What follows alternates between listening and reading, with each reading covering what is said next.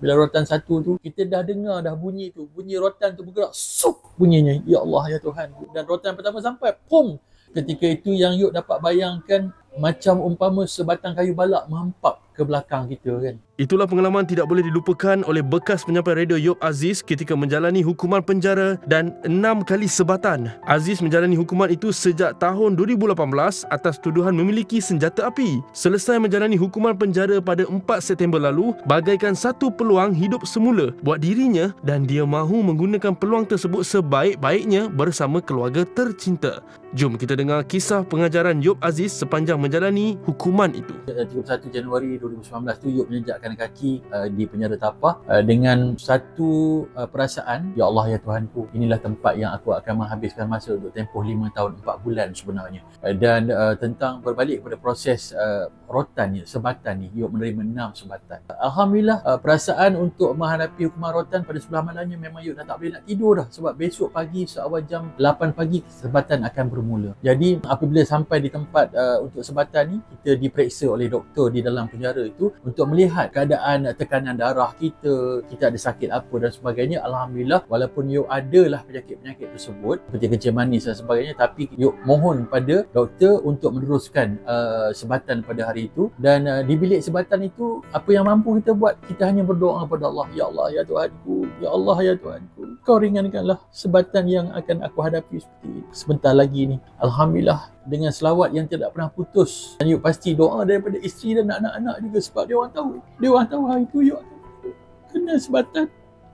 Bila melangkah ke bilik sebatan tu, pertama kali kita saksikan, di situlah tukang-tukang sebat ni dah sedia menanti kita. Dan selepas diinterview oleh pengarah penjara semasa itu, selepas itu teruslah dijalankan proses sebatan, di mana kita diletakkan pada satu stand. Stand ni kalau kita nak bayangkan macam mana seorang pelukis melukis, jadi stand macam itulah diletakkan kita orang ni, diikat di tangan, di kaki, dan di bahagian punggung kita ni diletakkan ada satu bantal lah, di mana di situlah untuk sebatan yang akan dilaksanakan. Yang menyebat kita tak tahu dia akan menyebat kita daripada sebelah kiri atau sebelah kanan, sebenarnya kita tak tahu. Cumanya dia akan katakan rotan satu. Bila rotan satu tu, kita dah dengar dah bunyi tu. Bunyi rotan tu bergerak. Sup bunyinya. Ya Allah, ya Tuhan. Dan rotan pertama sampai. Pum.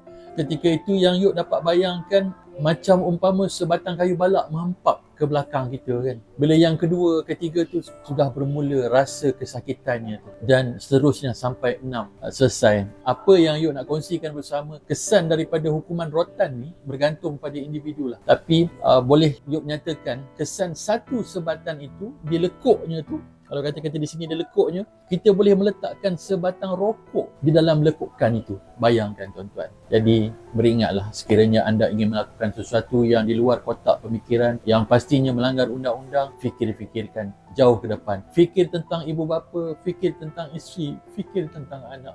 Dan untuk tempoh lebih kurang 3 minggu menderitanya untuk luka tu kembali. Tapi Alhamdulillah di dalam sel ada kawan-kawan yang prihatin, yang mana mereka juga pernah mengalami proses rotan ni, dan dia orang tahu macam mana untuk proses penyembuhan tu. Selain daripada ubat yang diberikan oleh jabatan penjara, dia orang ambil tawel panas tekap pada punggung kita dan sebagainya untuk mengelakkan nanah dan sebagainya. Tapi itulah, terima kasihlah pada kawan-kawan yang juga membantu Yop dalam proses pemulihan tu.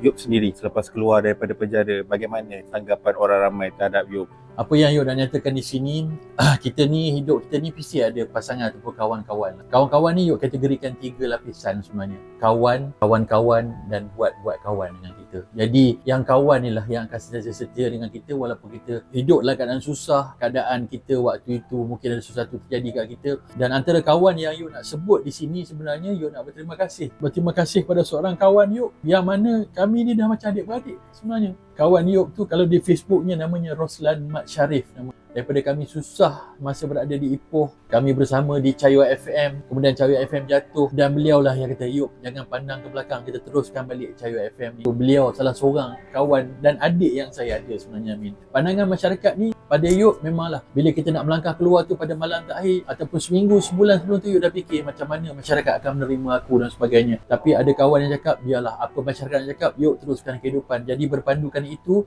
hari pertama bila melangkah keluar, yang Yop nantikan adalah keluarga, isteri, anak-anak yang datang menyambut Yop. Masa tu Yop dibebaskan di pusat koreksional Perlis ketika itu. Jadi masa itu fokus Yop hanya pada isteri dan anak-anak dan juga kedua ibu bapa Yop yang masih ada sehingga ke hari ini kan.